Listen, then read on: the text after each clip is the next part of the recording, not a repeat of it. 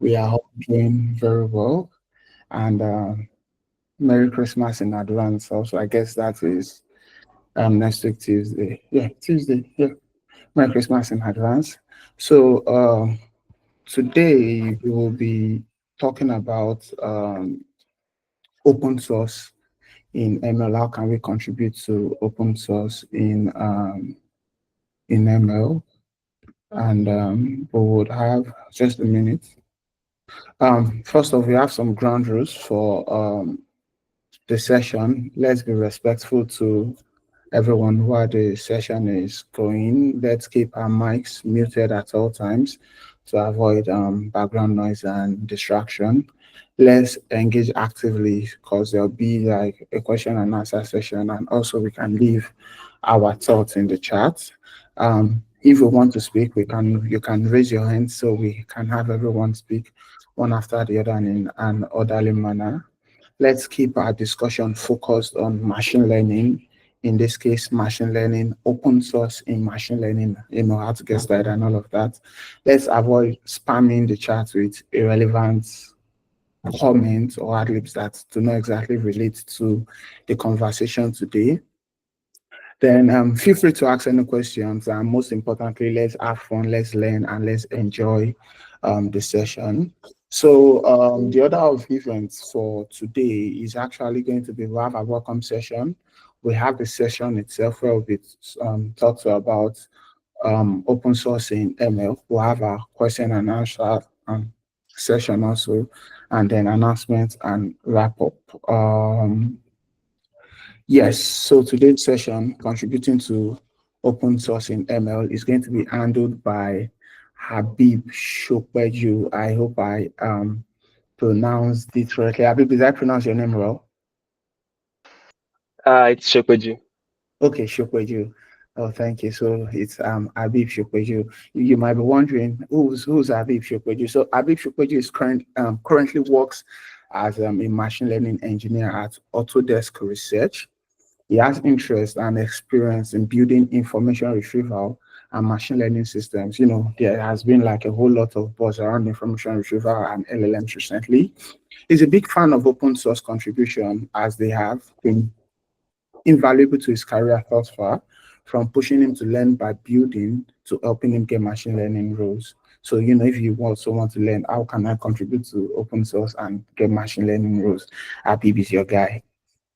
Maybe sometime later, maybe after the session, if you don't mind, Habib, you can share us your Twitter or your LinkedIn so people can connect with you and kind of see, when you drop your snippets of I would say, knowledge of wisdom, so we can all get one thing or the other from you. So yeah, the ball is in your court now. You can start. Do you want to share a screen too? Maybe you have a slide prepared so I can stop sharing mine.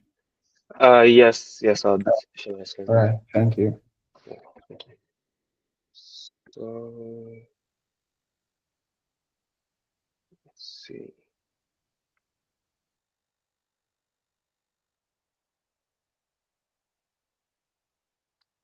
Okay.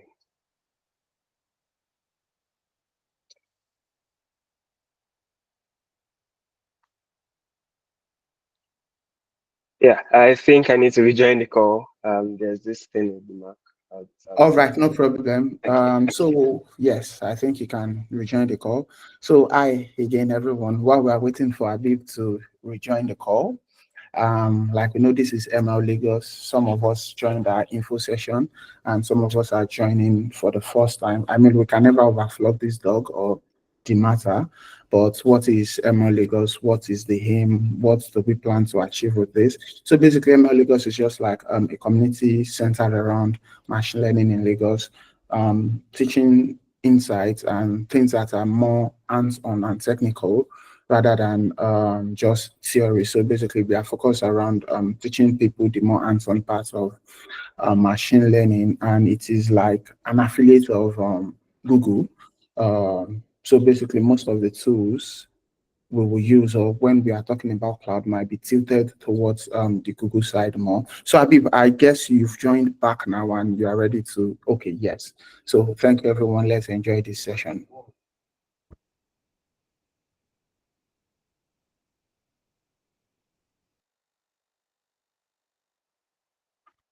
Yeah, can you see the screen now? Yes, I can. Awesome. Good evening, everyone. I think it's evening for most of the people on this call. My name is Habeeb Shopeju, and I currently work as a machine learning engineer at Autodesk. Hopefully, by the end of this talk, you would have a better idea how to go about contributing to the open source machine learning libraries. And there is no limit to what kind of libraries you can contribute to for context. So I hope this talk is helpful for everyone. Uh, about me, I'm currently working at Autodesk, as I said earlier. I'm focusing on advancing generative modeling research and integrating those into Autodesk products. Um, my interests were talked about earlier, but once again, I'm looking to build stuff in information retrieval and machine learning.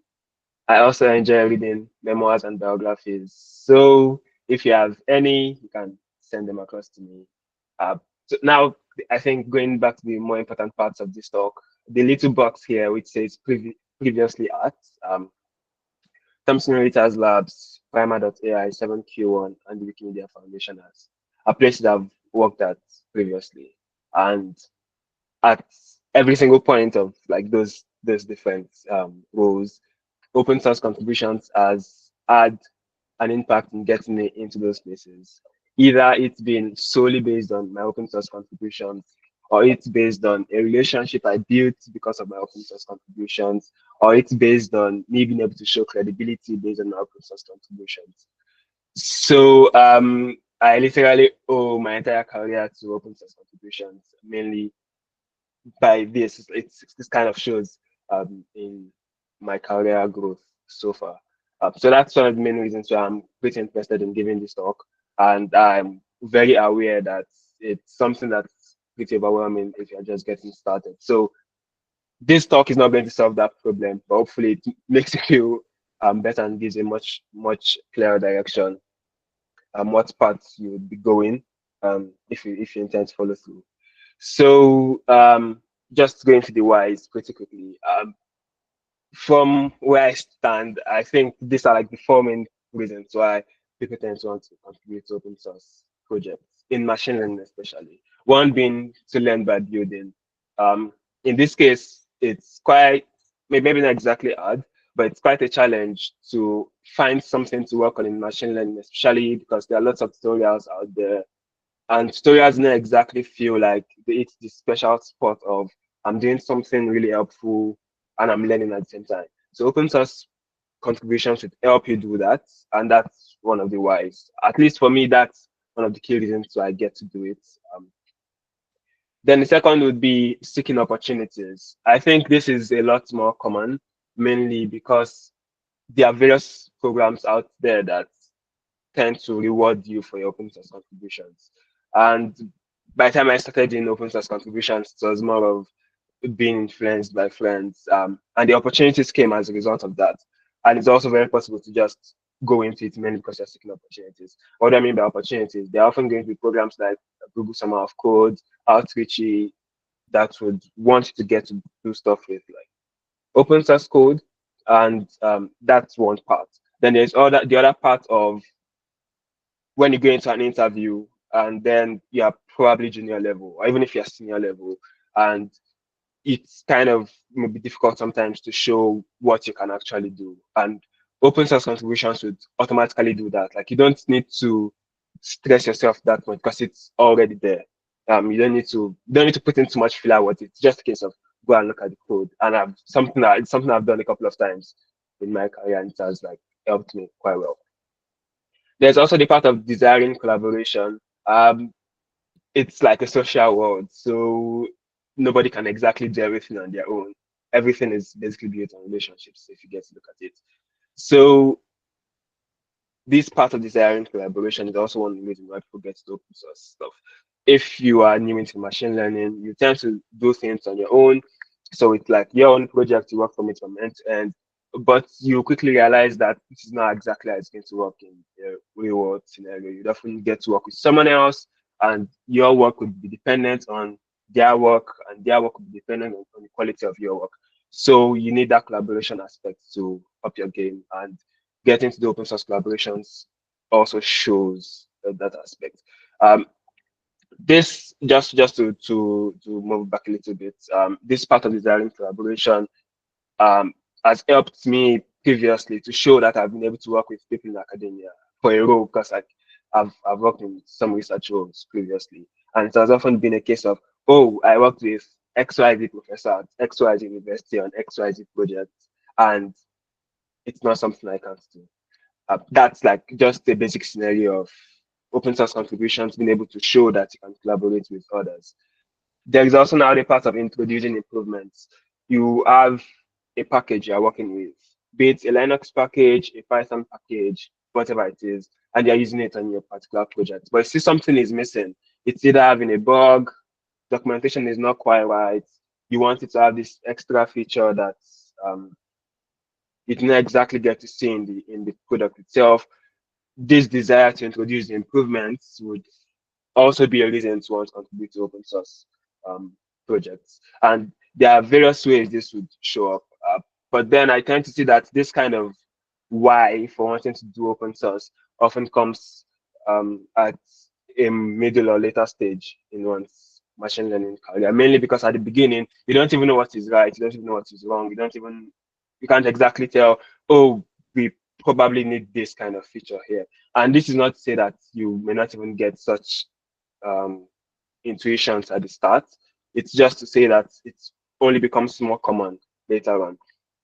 And as I said earlier, the improvements can vary very widely. It's not just going to be like building this huge algorithm and putting it in. That's not the only kind of contribution you can make. You can do that, but it's not the only way to go about it. I think it would be a good idea if all of you can probably put in your whys, the reasons why you'd like to contribute to open source projects for machine learning chats, and probably kick off a conversation there. I would like to go through that um, by the end of the slides. Thank you. So now we have the whys, but then it's not that clear how to go from that into doing the actual work. This leads me to talking about the obstacles. So these obstacles do not exactly end. I mean, it's always going to boil down to these obstacles at the end of the day, but they vary. And the fact that you are able to overcome it now does not mean it does not come up again. And by again, it means, let's say you lose interest in a particular project, you want to do something else. You still need to come back to this whole loop of finding a project, finding a task, getting started, doing the task. Um, on the part of finding a project, I tend to see that's often where lots of people get blocked.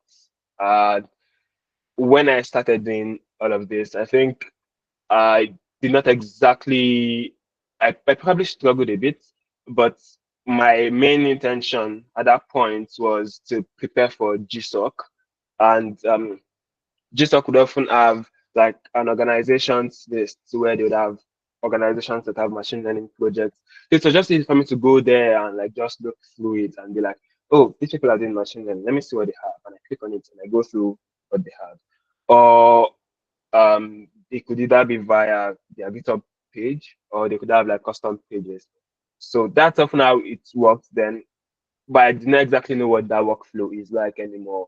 So I'd expect it to be similar, but that just gives some context into how I found like finding a project. And I still find it pretty challenging now because like if I want to work on a new project, the question is like there are lots of projects out there. How do you find one? So just to give some context, I'm going to switch to a different page here where we get to look at like finding projects. How I get to do this would be a couple of ways. One is in my close circle. So is there someone I know that's working on a project that they need help with?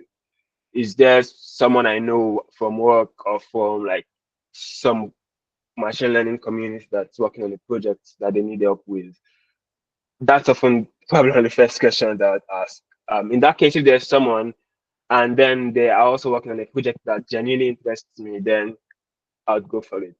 An example of this would be this project called English, which one of my friends started working on earlier in the year. It's a vector database and they've been working on it for a while now. And I started contributing towards this just from that. It's built in Rust. I wanted to learn Rust. It does vector database stuff. I'm interested in vector database stuff, and I just reached out and started working on it. So that's one way to go about it. Now, the other way to go about it is on your GitHub page. GitHub would often recommend some projects to you. So you see stuff like recommended for you here. You see trending repositories. Like if you just scroll down, like this would differ for everyone. I'd like to think that GitHub shows me this project probably because of like what my GitHub page looks like and all of that kind of stuff. But I'd like to imagine everyone else would have recommendations like that. And it's also possible to go through this and see, oh, this looks interesting. Let me see what it does. And it's at the beginning, it's going to be like a pretty tedious process of searching for what exactly it is that interests you, because there are a lot of projects in the world, and then you only have 24 hours in a day, of which you probably will only spend 1 hour from that per day on the project. So we can't do everything, and that process of finding a project is like it tends to be stressful. So this is one other way I would often go about searching for a project. There are also pages like Up for Grabs. There are other pages of this kind that would tend to narrow you down to specific issues from projects, in which case you can just go to those projects and work on them. So in this case, we have like popular tags here. If I click on Python, you would see, yeah, I see that question.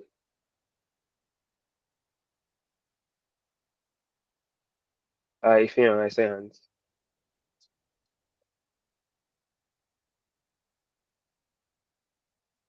Okay, I guess I just continue.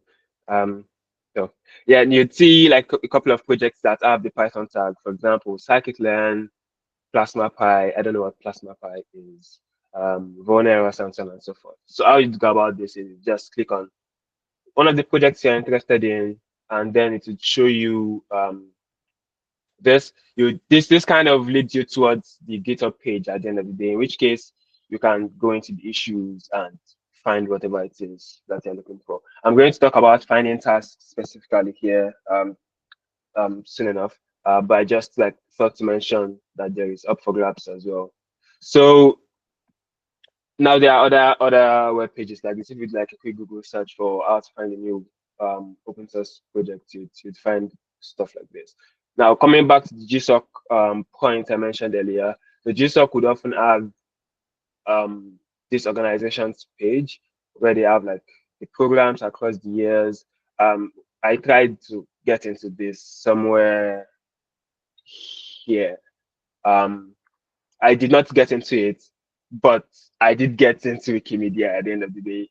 Um, that's like a long story, but the whole point there was I started contributing to Wikimedia, and then someone at Wikimedia saw my contributions and was like, "Oh, we have an internship program that's not GSOC. Come and do it." And that's how it worked. So the way this would often work is you'd click on the program here. They would have like a list of organizations, and click on artificial intelligence, in which case you often get to see some projects here that would be exactly machine learning based projects. Now, there is the downside that not all projects that come under artificial intelligence here would actually be AI based projects. Some may just have a tiny little bit that's AI code. But let's say, for example, I decide to go with this and I do open, and I go like probably view 2022 projects, and there would often be this docs page, for example, in which case you can see the GitHub here. Now, the process would differ by organization or by projects, but the whole idea is this page here would often narrow you down to a couple of organizations at first and helps you search. And the other beneficial part to this is for an organization to be on this page, there's a higher chance that they have bandwidth to serve the contributions you would be making. So they are open to you contributing to their projects and so on and so forth. So that kind of covers the part of finding projects. And as I said earlier, it's going to take time, and like it's going to take time. But the whole point is when you find like you narrow it down to 4 or 5 projects, you can then look deep and be like, oh, what exactly is it I can work on here? And there are various ways to do this aside what I've talked about so far. For example, the hackathons that are organized to be for contributing to open source projects. Um, that's like one other way to go about it. Or it could just be a case of you are using a particular package and you just find it interesting enough to look deeper into it. Then that comes back to the part where I mentioned earlier. You may want to introduce improvements to a project, and this would help you go in that direction. If you ask 10 people how they started contributing to open source projects, they would likely give you 10 different answers. But I hope I've been able to narrow it down to a couple of approaches you can use for this. Now, the next obstacle would often be finding a task. Now, to explain this, there are a couple of things to look at. Let's say you find a project to get started with, like finding a task. So let's say, for example, there are a couple of projects that I'm personally interested in. One is Onyx, one is this Python saw. And I'm going to look at this one as well, which is PySerenity. So for context, PySerenity is a project that helps you reproduce information retrieval research. So it's like this is in Python, but it kind of has bindings around Serenity, which is in Java. So the project you'll be interested in will definitely, like maybe not definitely, would likely differ from this, but I hope the steps would also carry over as well. So let's say you come to this web page, it says Onyx, and you're looking for a task to work on. Now, the task does not exactly have to be you adding a new feature. You don't exactly have to go write 1,000 lines of code and feel like that's the only way to make an open source contribution. It could be something small. It could be changing something in documentation. Now, I don't mean stuff like if you say a comma in the documentation, you go and you change a comma and you're like you submit a pull request. It's not going to be as cosmetic as that. But by stuff in the documentation, I mean maybe it's not properly explained, it's outdated, and then there's something for you to update. There will be tasks like that. So if you find those, it's fine to get started with those. The main point of getting started with those is now you'd be able to have a better feel for what that project ecosystem is like. Who are those managing the project? Who are those that are going to be merging your work in? By the time you get to know those people, it becomes easier for you to now directly tag them on tasks that you find interesting later on. So that's whole point of finding a task there is finding something that's easy for you to get started with.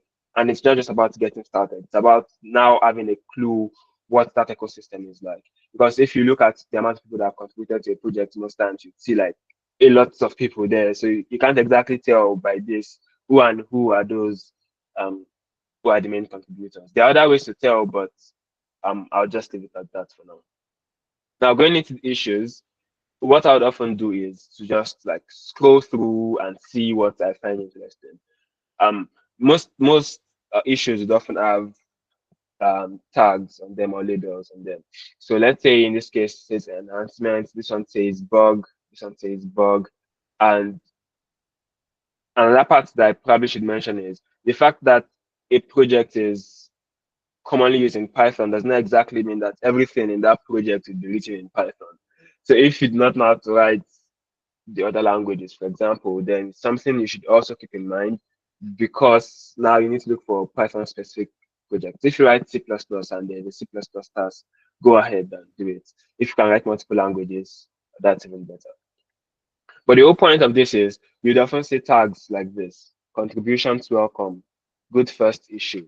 If I click on this, for example, you'd often get to see a description of that particular issue.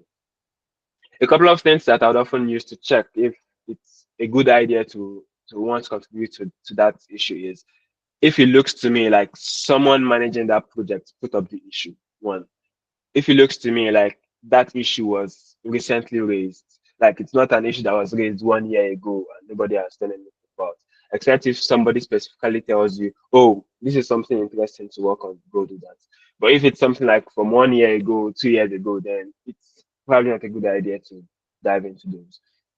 But what I would often do when I come across a task like this is just ping someone, like whoever it is that created the issue, and be like, oh, I came across this issue.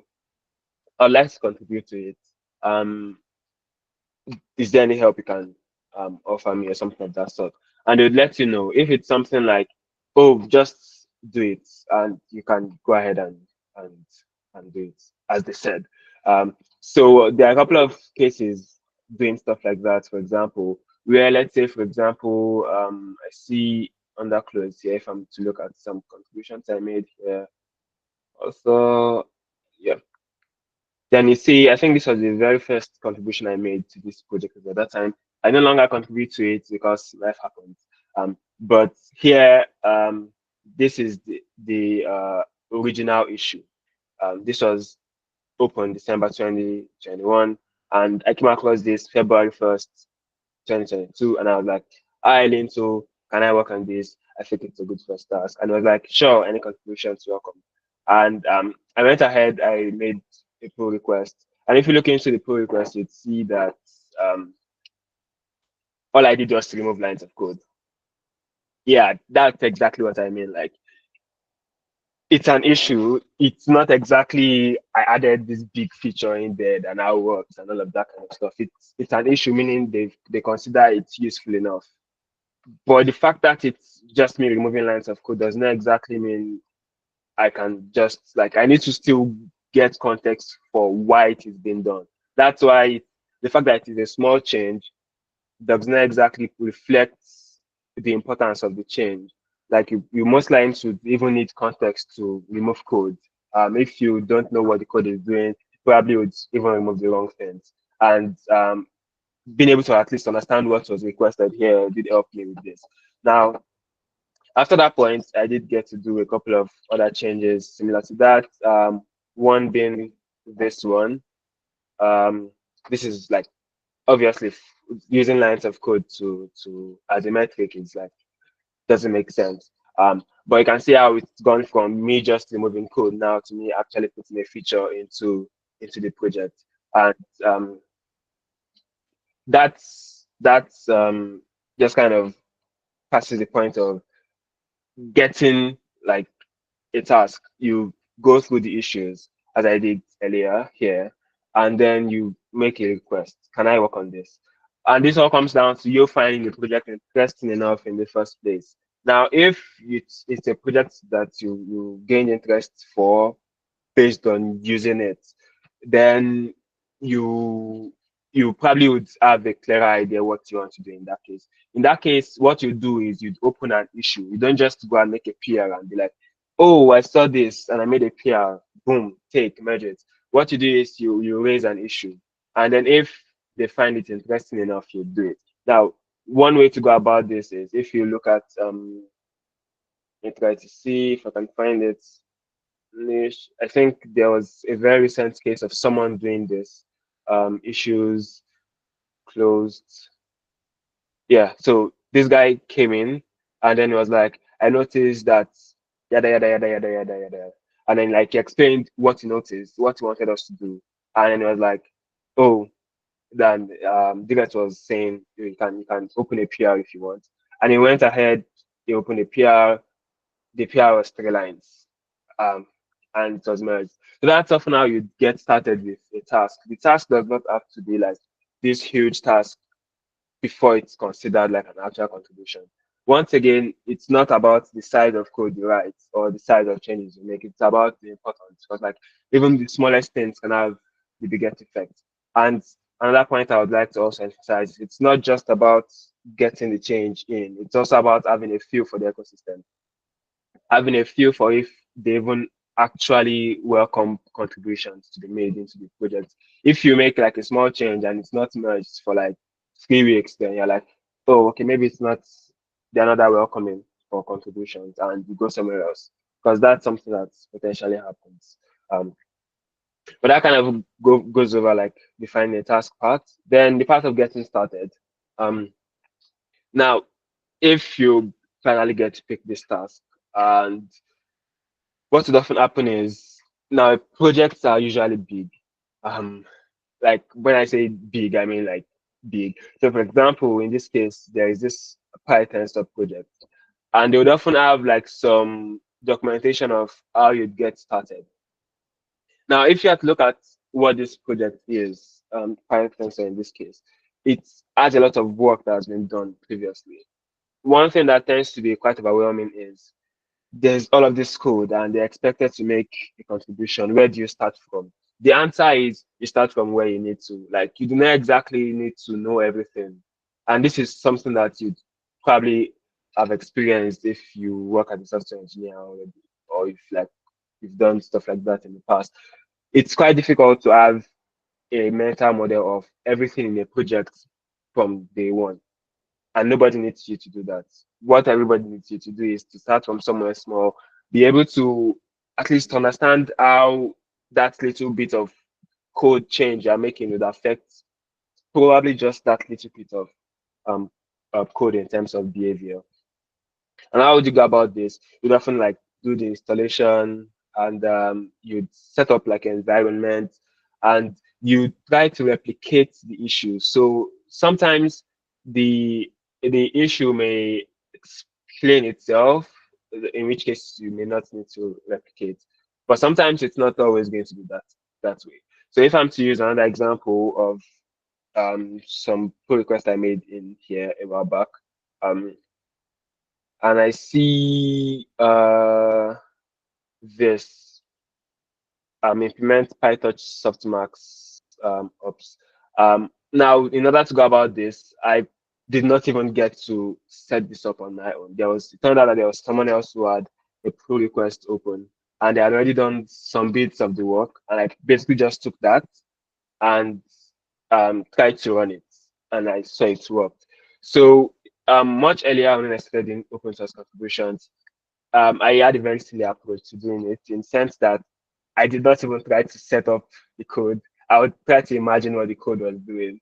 Um, in some cases, I was able to like successfully do that because I get that setting up environments. It's very frustrating. You may have some package that did not exactly have documentation is not often clear. I can go about it.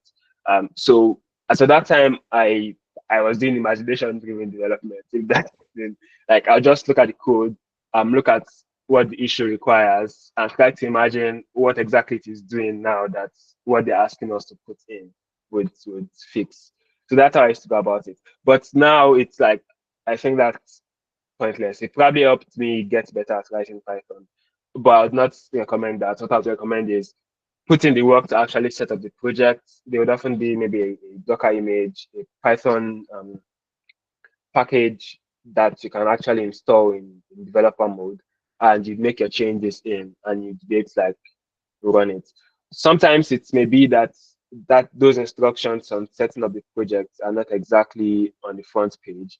So I think some projects would have stuff like contributing.md. Um, so I think there is this one. Yeah, I think in this case, yeah, they would give much more specific instructions on how to set up your local development environment. So try to look for stuff like this and set up the project and run it. If you run it, then you'd now start the task of finding the little parts that's supposed to be influenced by your code change. So that's how it gets started often. And you put your changes in. Now, hopefully that does like a job of explaining how it gets started with your task.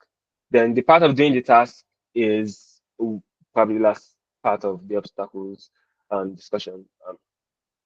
And now, when it comes to doing the task, the most important part of this is ask questions. Like if you are doing something and then it's no longer making sense, like just ask questions in the chat. Like if something is not looking as it's supposed to be, then ask questions. Now there is always going to be this resistance or hesitation from you. At least I usually get that because I'm like, what if my question is so basic? am I supposed to be asking this type of basic question? And I would oftentimes just go and Google search it and I'll get to an answer, in which case I probably did not have to ask that question. But in other cases, the the question you're asking is not exactly a basic question. It's a question that the owners of that project would be able to provide answers. In which case, it's just a good idea to ask. And then I'd often also recommend to get done with the task as soon as possible. And that comes back to the whole point of starting with a small project, with a small task at the beginning. Because the longer it takes to complete a ticket, not a ticket in this case, but hopefully you get the point.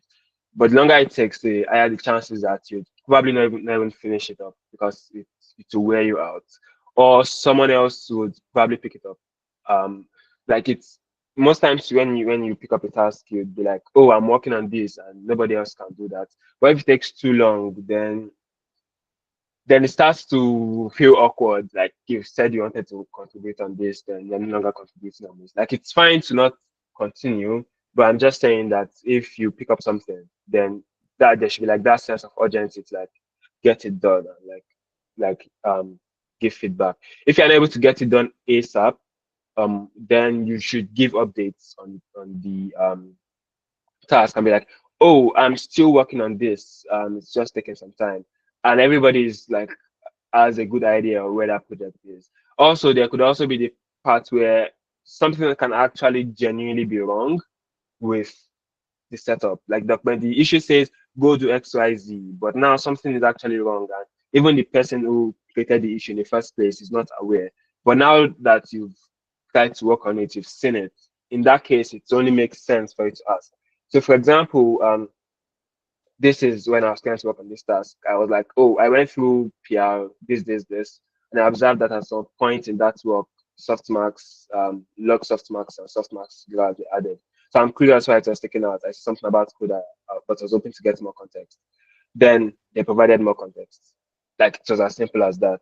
And I at least understood what was going on, and I was able to like push ahead with the task. Now there's also the parts where when you get to make your pull requests, there has to be a code review because like there has to be a code review, obviously. Um, and something I'd like to mention is code reviews are not about you. Code reviews are about the code. So if someone comes in and says, "Oh, that was done wrongly, change it," like don't feel like, "Oh, that person is attacking you, and now you are the worst person in the world. You do not know how to write code, and your code sucks." Don't feel that way. Just take it as they said the code does not meet the standards, then change it.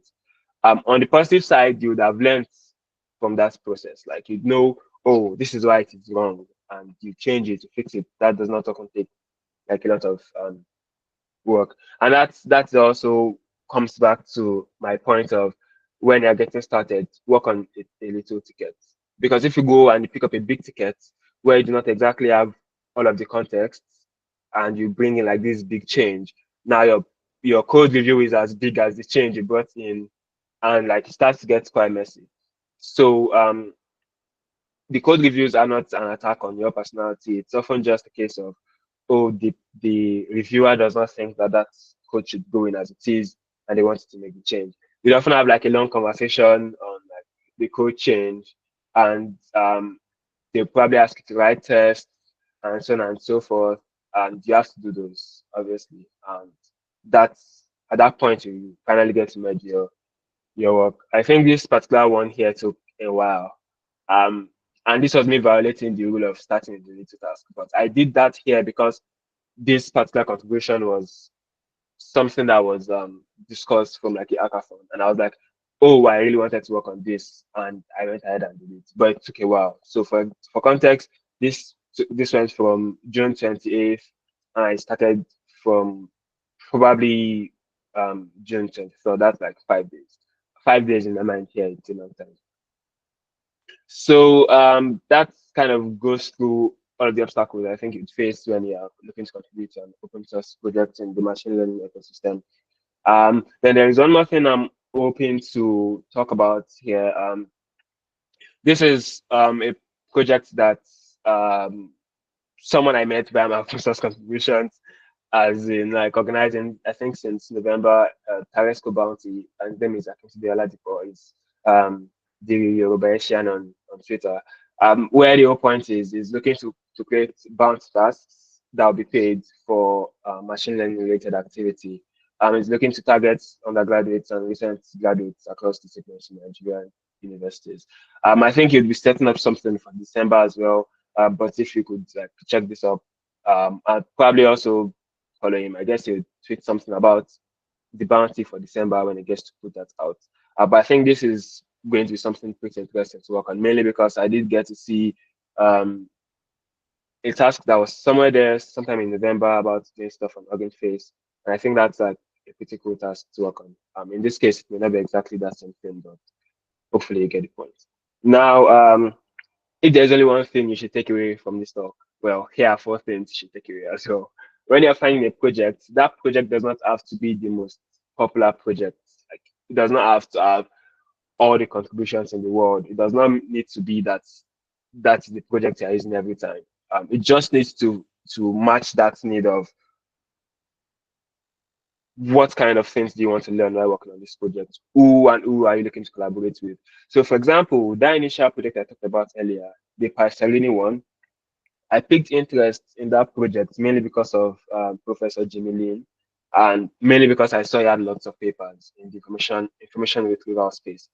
So my desire to want to collaborate with him and do some work with him was why I decided to contribute to that project, and to also learn more about information retrieval. But the point here is it does not have to be about how popular the project is. It just has to hit the box for you. Like, are you doing this to learn how to do something? Are you doing this for potential opportunities? Are you doing this to collaborate with someone or to like put a change in? The other would be when finding a task, it's fine to start small. You do not have to do the biggest task out there. The smallest task is just fine. They would often be called like sweeping the floor, like because it's a task that almost anyone can do, but not everyone is doing it. That's why it's there. So the fact that you're even putting yourself out there to do it kind of shows your commitment to wanting to do work on that project. And that would be your starting point. Now, there are there are violations to this. As I said earlier, it's very possible to violate this, but you need to know the context and be sure you know what you are doing. When you are getting started, just get something working. It may just be running the projects in the environment and getting that to work. It does not have to. You don't exactly need to get like know exactly what is going on with the entire project. Just get it to run. Just get to see how that little bit that you're focused on would be influenced. If it's a documentation change, just see if you change ABC in one part where you're looking to modify.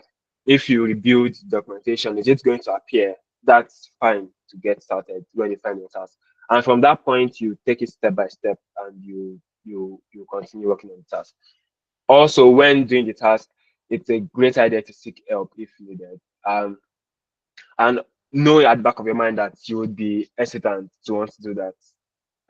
Mainly because like you probably would feel you should know the answer to this question you're asking, or maybe you shouldn't, but there'll also be that tendency to feel like, should I be asking this type of question? It's not too basic to ask. If you feel it's too basic to ask, like try to Google it first. If the question is not something that Google searching would answer, oh, I've forgotten there's ChatGPT now, so you could just type it in there, and you get more context for the question you're looking to ask.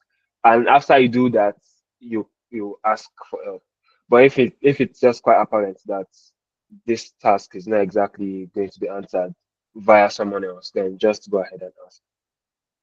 So that's it. I don't know if there are any questions. I would like to take them at this point.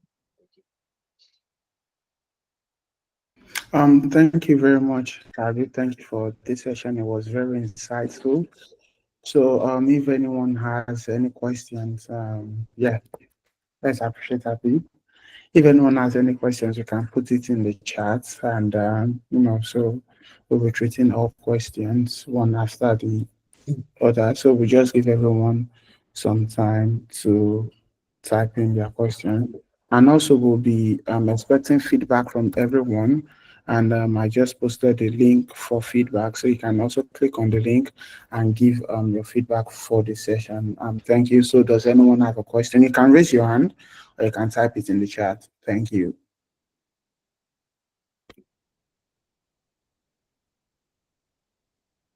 Well, seeing that no question is coming up, I want to believe that Habib has done like a very good job, a very brilliant job. However, me personally, I have questions.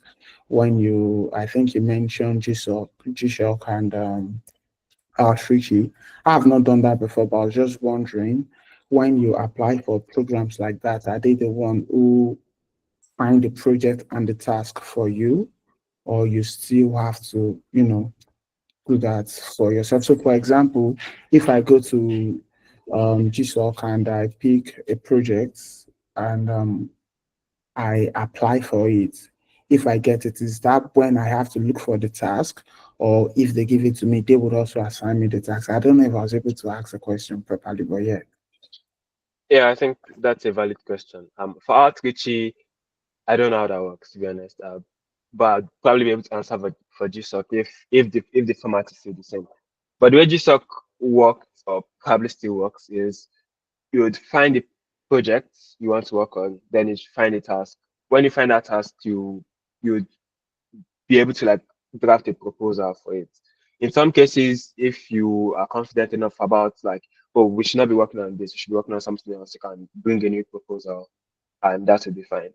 But most times the task or projects for which you send a proposal is the one you'll be working on um, for the course of the internship.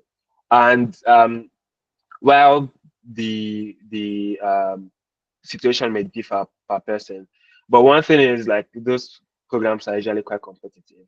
So just so you know, when I was trying to get into GSOC, there was someone else, and he was also trying to get into GSOC, and he's just like because these organizations would often list their projects there, she started contributing to this project already. I mean, like nobody would stop you here. Nobody would be like, "Oh, this is just for GSOC. Don't contribute to it." Like, but what turned out at the end of the day was even before GSOC started, he was halfway into the project, and by default, like it only made sense for anyone to see that this person should work on it.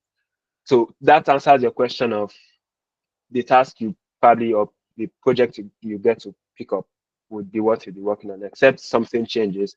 And it also answers the part of because it's so competitive, people tend to go the extra mile or stuff like this. And then you definitely see people already doing contributions to that project even before GSOC starts. Why? Because they are trying to like build some relationship with whoever it is that's running the project. When they see, oh, this person has been contributing to the project anyway at the start, and they're like, this person has a better context compared to someone who has not like worked on this project in the past. And in essence, if you start contributing to it from even before GSOC starts, what happens is you even get more context. You see, oh, then there's XYZ part of this project that you probably should be working on more. Um, while I've answered your question, I'm going the extra mile to say if you are looking to do programs like that, you probably should go the extra mile and not just be like, oh, they said they want to work on this task. Let's wait till it's time for GSOC to put in our proposals. Because if you wait till that time, then someone would like take that task off from you. And I did experience that, even despite the fact that I did try to make contributions. The context behind that is that project was like search based. But it was in PHP. I don't write PHP. I was already contributing to that project in Python.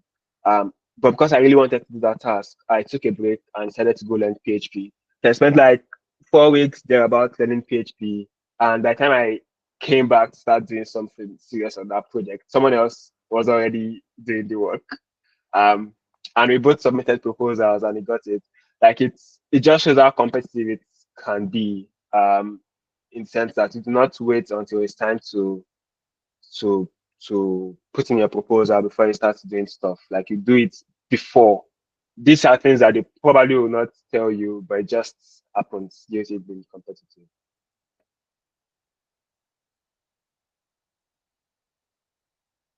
See, there's a question. Um, Thank you. Thank you. I guess that's clear. Thank you very much. It says, how do you cope with the learning curve? For example, in the Rust projects involving data database, you said you were just learning Rust. Um, so how do I cope? I don't think I cope. I think that's the actual answer. I don't think I cope. Uh, Mainly because um, I do not exactly get to learn new technology for all projects I work on because that would not it's going to be too much energy for me to put in. I don't have that much energy. So it's only in very little scenarios that I go out of my way to really pick up like a new language, for example, or like pick up some new technology that needs a lot of effort to learn. If it's a technology where it's like maybe I'm going to use it every now and then, and it's not going to be how I'll be thinking for that project, then that's fine. But if it's something like an actual language where you need to think in PHP, for example, you need to think in Rust, then it's going to be hard. And why I was able to do this was I was given time. And it's also a good idea that the person that was working on the project that had the initial idea is like one of my guys. So I had enough time to go through the documentation, do some like toy stuff on my end, and I was like, "Oh, yeah, I think I'm ready to do this," and I went ahead to start contributing. Like obviously, I was not at the point where I was like a Rust wizard or something of that sort, but I was at the point where I was like, oh, "Okay, I think if I make an error with this, I can understand what the error means," and I start contributing to it. And the first pull request review was awful. Like, I felt like I've not written code in my life. That those are like the amount of comments that had to be made on that first code review. So it was that bad. It's better now, but like that just gives context to. I didn't exactly think I cope. It's just a case of okay, this is the effort really needed to do this type of thing, and I also had time. So if it was a case of oh, it was just a short amount of time, then maybe I would have learned to Rust, but I would have had to use the Rust on a different project. So I don't know if that answers the question. There could be other people out there in the world that probably are so good that they pick up new technology in a short amount of time, but I'm not one of them. So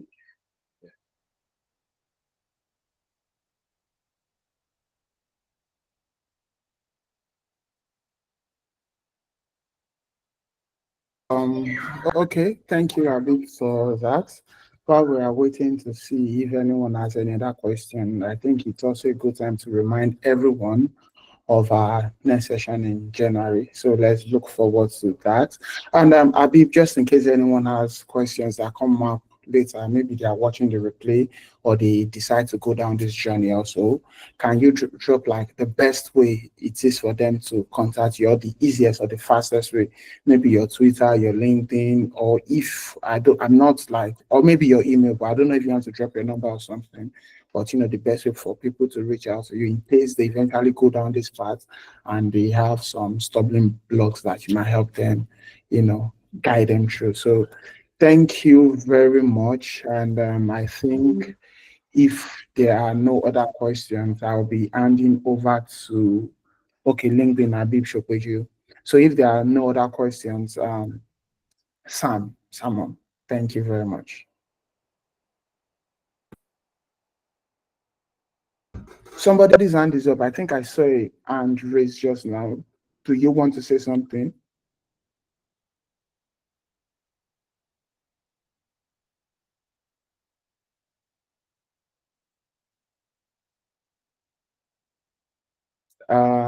So I guess no other questions.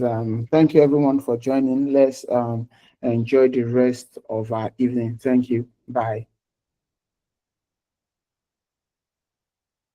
Okay, there's a hand? Why is the hand going up and down? Ah, okay. The hand is still down. So I guess, bye.